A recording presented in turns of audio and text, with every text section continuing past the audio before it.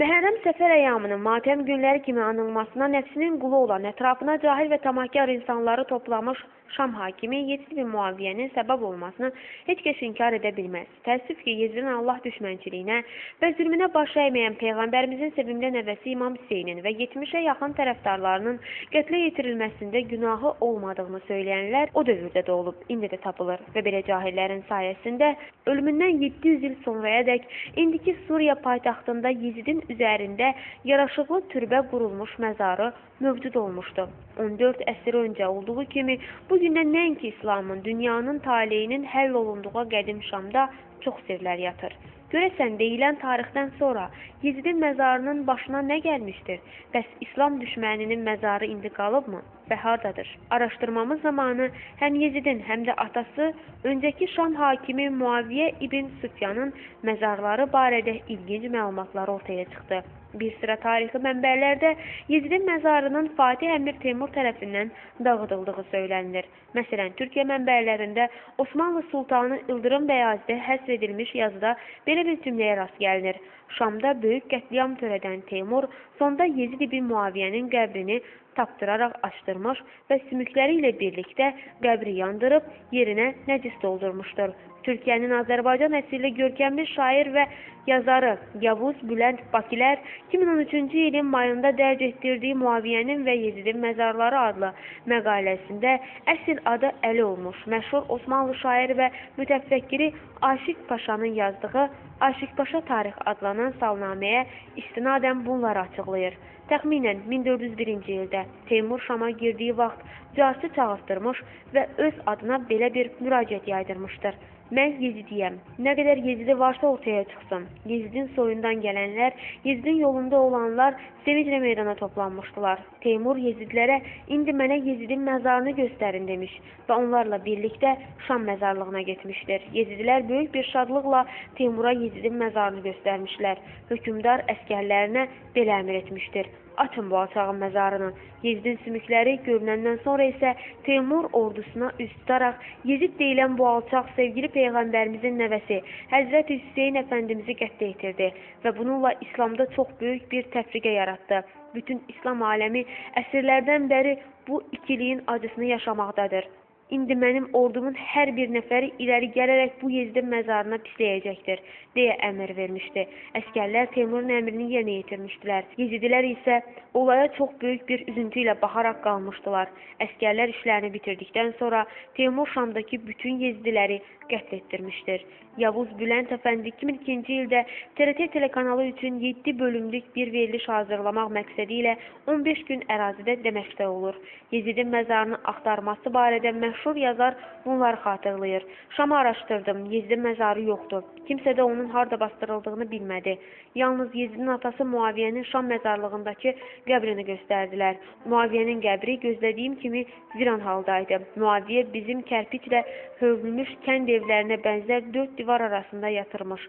Bu divarlardan ikisi uçmuşdu. Üstəlik İran hacıları onun məzarını daş yağışına tutmuşdular. Muaviyyənin qəbri üzərində yumruq ölçüsündə minlərlə daş vardı. Bir sözlə, qəbir tam səfalət içində idi. Araşdırmacı yazar Şam məzarlığında Həzrəti Peyğəmbərimizin xanımlarının və ilk azan oxuyan səhabə Bilal Həbəşinin də məzarının gördüyünü qeyd edərək bir önəmli məqama diqqət çəkir. Osmanlı dövləti o məzarlara sahib çıxmış, hər birinin üzərinə türbə tikdirmişdir. Fəqət dövləti aliyyə Suriyada 400 il hökm sürdüyü halda Muaviyyənin məzarına qətiyyən qayğı göstərməmişdir. Özə tarixi araşdırmaları ilə tanınan Türkiyə jurnalisti Murad Bardaqçı, Ədirnəli Oruc bəy kimi digər orta əsr tarixçilərinə istinadən Teymurləngin Şama hücumu zamanı Yezidin qəbri və onun tərəfdarları ilə rəftarını biraz başqa səpkidə təsvir edir. Həmin məlumatlara görə Böyük Fatih Şam məzarlığında Peyğəmbərimizin bəzi səhabələrinin məzarlarını ziyarət edərkən həmin sadə görünüşlü qəbirlərin yanındakı yaraşıqlı türbənin Yezidə aid olduğunu öyrənincə bərk qəzəblənmiş və Yezidin cəsədini məzarından çıxartdırıb bütün əskərlərini onun sümükləri üzərinə pislətdikdən sonra yandırtdırmışdır. Bundan sonra isə Kərbəla faciəsinin bahiskarının qəbrinin torpağını 50 arşın qazdıraraq dənizə tökülməsini əmr etdirmişdi. Teymur Leng eyni zamanda Yezidin məzarı yanındakı atası Muaviyyənin də qəbrini dağıtdırıb yox etdirmişdi. Deyilənlərə inansaq, bugün Muaviyyəyə aid edilən məzar da ona məxsus deyil. Murad Bardaqçı belə bir qəribə iddia da irəli sürür ki, Əmir Teymur hər iki məzarı yox etsə də, son yüzillərdə hər 20-25 ildən bir Muaviyyə və Yezidə aid olduqları iddia edilən məzarlar ortaya çıxır. Həmin məzarlar şiələr tərəfindən dağıdılır, lakin bir neçə il sonra yenidən başqaları tapılırdı. 1990-cı ildə tapılan son Muaviyyə məzarı isə hazırda əsgərlər tərəfindən qorunur. Dünya şöhrətli türk səyyah və tarixçisi Övliya Çələbi məşhur Səyahətnaməsinin 9-cu cildində Əmir Teymurun Yezidin məzarı və Yezidlərə rəftarı barədə qorxu filmini andıran, amma rəngarəng səhnələr nəql edir. O, Teymurun sadəcə məzarı təhqir etməklə kifayətlənmədiyini, Yezidə sayğı göstərən minlərlə kişini də yandırdırdığını anladır. Teymur Şamı aldıqdan sonra Əməvi məclisinə gəlib Yezidin yoluna gedənlərə buranı paytaxt yapmağa qərar verdim, amma tam yalqızam, məni evləndirin, əl sürülməmiş bir gözəl qız tapın ki, cahanda bir bənzəri olmasın dedi. Yezidin yolunda gedənlərin şeyxi, padişahım, əgər cariyən olmasını məsləhət bilirsənsə elə mənim qızımı al, deyə önə çıxdı. Teymur bunu qəbul edib 40 gün 40 gecə düyün etdi. Elə bir şənlik oldu ki, o boyda Şamda bir çadır qurulacaq yer qalmadı.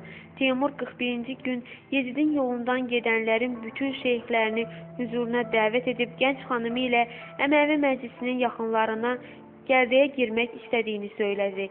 Yezidin şeyxləri dərhal olmaz, bu qədər qələbəlik içərisində Züleyxa kimi gözəl olan o qızla gərdəyə girsəniz, şeyximizin namusuna toxunar dedilər. Bu sözü eşidən Teymur, alçaq məlunlar deyə hayqırdı. Həzrəti Peyğəmbərin mübarək soyundan gələn İmam Hüseyni Kərbəlada şəhid edib mübarək başına şəhər-şəhər dolaşdırıb övladını susuzluqdan həlak edən, soyundan gələnləri orada-burada təqib və təhqir edən siz deyilsinizmi? Bunları yapmağa utanmırdınız. İndi bu məlun hərifin nikahlayıb aldığım qızı ilə qapalı bir yerdə gərdəyə girilməsindən mi utanırsınız? Sizin dininiz nədir? Söyləyin mənə. Sizi nə şəkildə qətl edim? Bundan sonra Teymur əsgərlərinə əmr etdi. Hər tərəfdən odun gətirib Yezidin yolundan gedənləri Nəmrud atəşi içərisinə buraxdı. Sonra gedib Yezidin qəbrini açdırdı.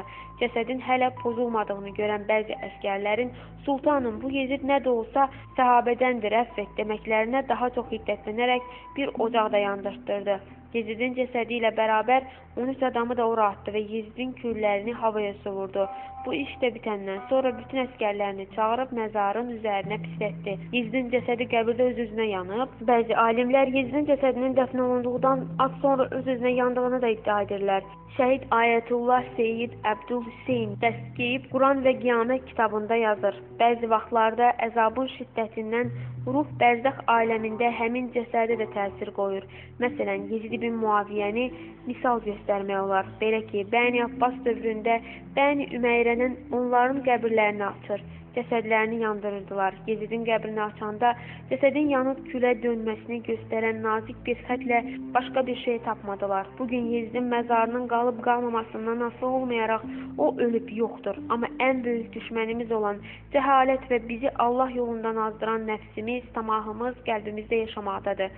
Məhz cəhaliyyət və tamah ucbatından xarici düşmənlərin tələsinə düşərək dirilən müasir Yezidilərin fitnə fəsadı səbəbi ilə 14 əsr öncə olduğu kimi bugün də müsəlmanlar bir çox qədim yurdlarımızda, o cümlədən Suriyada, Dəməşqdə bir neçə cəbhəyə bölünərək göydən Amerikan yaxud Rus bombalarının, yerdən isə öz dindaşlarının güllə və mərmilərinə tuş gələrək əbəs yerə həlak olurlar. Bu mənasız qırğınlardan qurtulmaq və başqa müsəlman torpaqlarında da yeni fitnə fəsadlara yol açmamaq üçün hər kəs öz gündəlik həyatında, ibadətində və işində rastlaşdığı düşmən oyunları qarşısında çox diqqətli olmaq məcburiyyətindədir.